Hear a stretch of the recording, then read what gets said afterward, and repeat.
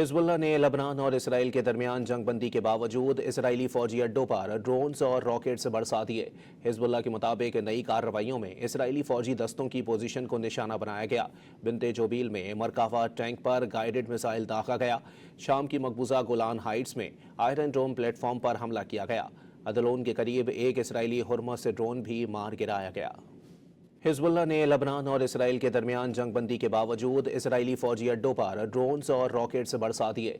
Hezbollah के मुताबिक नई कार्रवाइयों में इसराइली फौजी दस्तों की पोजीशन को निशाना बनाया गया। बिन्ते जोबील में मरकावा टैंक पर गाइडेड मिसाइल दागा गया।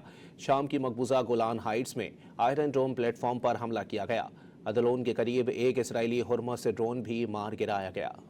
हिजबुल्लाह ने लबनान और इसराइल के दरमियान जंग बंदी के बावजूद इसराइली फौजी अड्डों पर ड्रोन्स और रॉकेट्स बरसा दिए। हिजबुल्लाह के मुताबिक नई कार्रवाइयों में इसराइली फौजी दस्तों की पोजीशन को निशाना बनाया गया।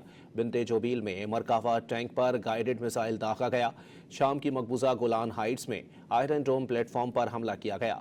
अदलोन के करीब एक इसराइली हुर्मस ड्रोन भी मार गिराया गया।